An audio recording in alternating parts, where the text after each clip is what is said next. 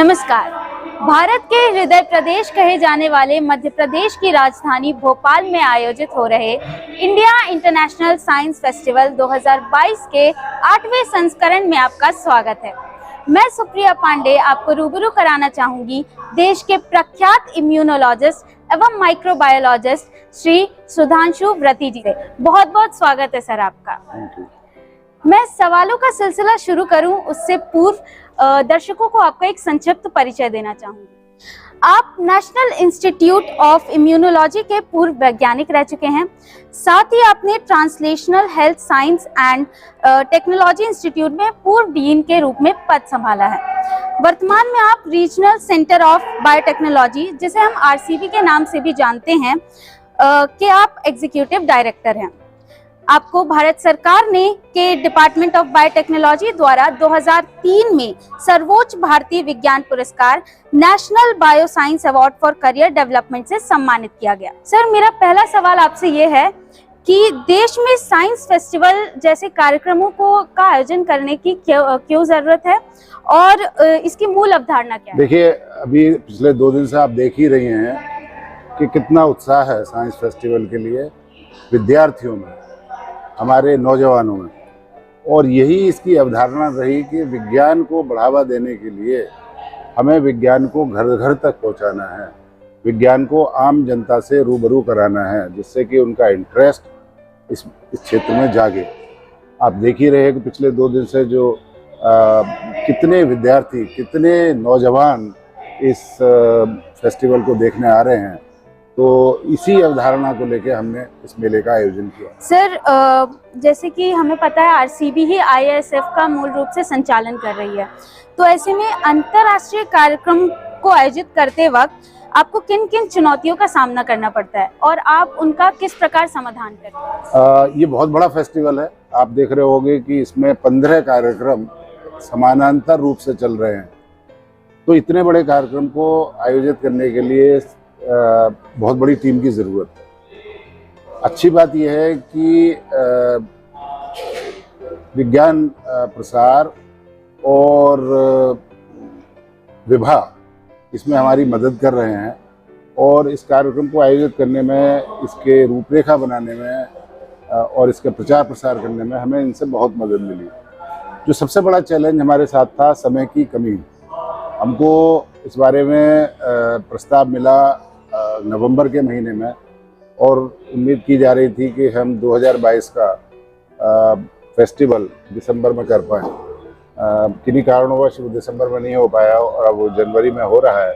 तो अगर ज़्यादा समय होता तो इसके कार्यक्रमों को हम और अच्छी तरह से सोच पाते, लेकिन अभी भी आप जैसा देख रहे हैं कि सभी कार्यक्रम बहुत अच्छी तरह से प्रचारित प्रसारित किए गए हैं और बढ़ चढ़ कर विद्यार्थी और नौजवान इनमें भाग ले रहे हैं। सर, आपके अनुसार ऐसे भव्य कार्यक्रमों का परिणाम क्या निकल कर आता है और क्या यह अपने निर्धारित लक्ष्य को पूरा कर पाते हैं? मुझे लगता है कि हम अपने लक्ष्य की ओर बढ़ रहे हैं। मैं अभी जब जो मुख्य हैंगर है उसके बाहर से होते हुए अंदर घुस रहा था तो मुझे करीब 1000 बच्चों की भीड़ बाहर, बड़ी लंबी कतार लगी नजर आई। और जब मैं अंदर घुसा तो करीब 1000 बच्चे अंदर बैठे हुए हैं। आज का कार्यक्रम Guinness book of world record में भारत का नाम दर्ज कराने का है। और आप देख सकते हो कि प्रतिदिन जो फेस टू फेस कार्यक्रम हो रहा है उसमें सिर्फ स्कूल के बच्चों का ही नंबर करीब 3000 बच्चे इसमें भाग ले रहे हैं। और जिस किस्म के प्रश्न बच्चे पूछ रहे हैं हमारे एक्सपर्ट से, उससे लग रहा है कि उनमें विज्ञान के प्रति रुचि है और हम उस रुचि को और जागृत करने में सफल हो रहे हैं। सर, आपने अपनी पीएचडी दी ऑस्ट्रेलियन नेशनल यूनिवर्सिटी से पूरी की है। ऐसे में अंतर्राष्ट्रीय स्तर में उपलब्ध संसाधनों एवं तकनीक में भारत की तुलना में क्या अंतर? मैं पीएचडी 1981 में की और मुझे याद है कि उस समय हमारे देश में जिस क्षेत्र में मैं पीएचडी करना चाहता था, मैंने वायरोलॉजी के क्षेत्र में पीएचडी की है। और वायरोलॉजी के क्षेत्र में हमारे यहाँ ना के बराबर काम था और वो भी मैं मॉलिक्यूलर स्तर पर, मॉलिक्यूलर लेवल पर वायरोलॉजी को समझना चाहता था। और इसके लिए मैंने ऑस्ट्रेलिया की एक बहुत बड़ी यूनिवर्सिटी को चूज़ किया और वहाँ अपनी पीएचडी की। लेकिन पिछले करीब 20, 25, 30 वर्ष में मैं कहूँगा कि हमारे देश में बायोटेक्नोलॉजी और बायोटेक्नोलॉजी रिसर्च के संसाधनों में अभूतपूर्व वृद्धि हुई है।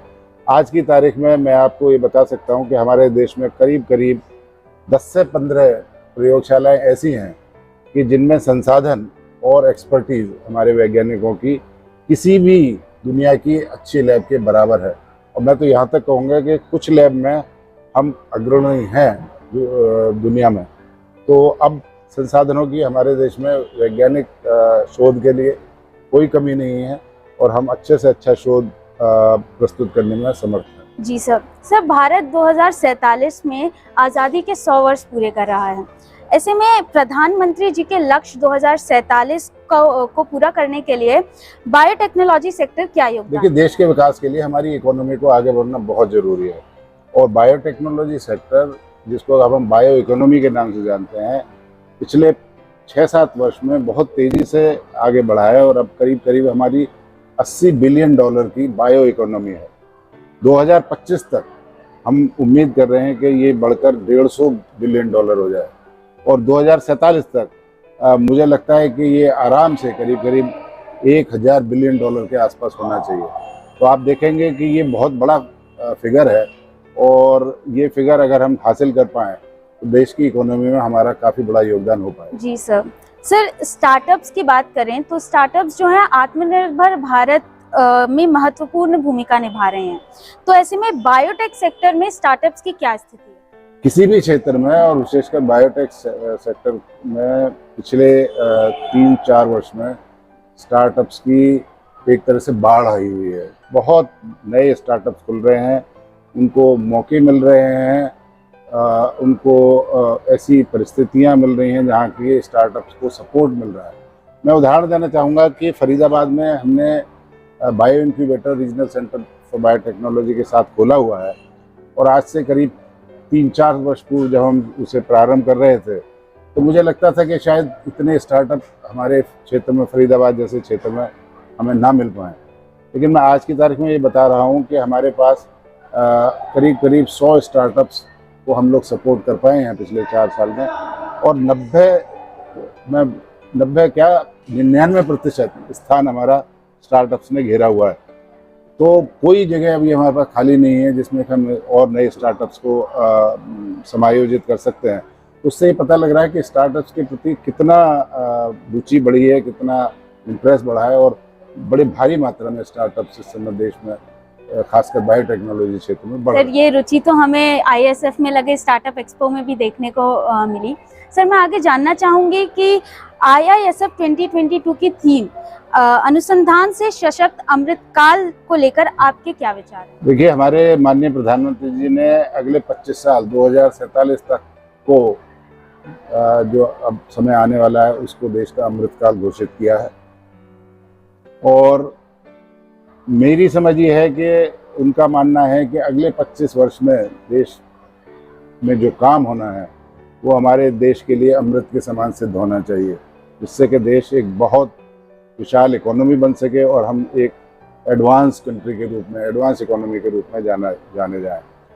तो मुझे विशेषकर इस बार के मेले में इतना उत्साह जो देखने को मिल रहा है उससे मुझे लगता है कि विज्ञान के प्रति भी बहुत रुचि बढ़ रही है, लोगों में जानकारी बढ़ रही है और विज्ञान और टेक्नोलॉजी से ही हम अमृतकाल में देश को एक समृद्ध इकोनॉमी बना पाने में सफल होंगे, ऐसा मेरा मानना है। और विज्ञान के प्रति रुचि जो मैं इस मेले में देख रहा हूँ उससे मुझे लग रहा है कि विज्ञान का एक बहुत बड़ा योगदान रहने वाला है। सर, देश के विकास में युवाओं की जो भूमिका है उसको नज़रअंदाज नहीं किया जा सकता। तो ऐसे में आप युवा वैज्ञानिकों को क्या संदेश देना चाहिए? ये प्रश्न परसों भी एक बच्चे ने हमारी भीड़ में यही प्रश्न पूछा था कि आपका संदेश क्या है। तो विज्ञान एक साधना है, विज्ञान के लिए कड़ी मेहनत की ज़रूरत है और ये हमें पता है कि विज्ञान और प्रौद्योगिकी के जरिए ही इस देश को आगे बढ़ा सकते हैं। तो हमें अपनी वैज्ञानिक सोच को बढ़ाना है, हमें विज्ञान के प्रति आम जनता में रुचि बढ़ानी है और ऐसा हो पाने में अगर हम सफल होते हैं तो मुझे लगता है कि हम देश को आगे बढ़ा पाएंगे।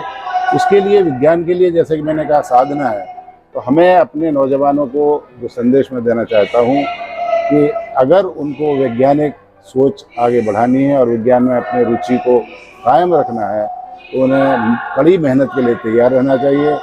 विज्ञान में फेलियर्स ज़्यादा हैं, सक्सेस कम है, और उसके लिए परसिवरेंस, कड़ी मेहनत और समर्पण की ज़रूरत है।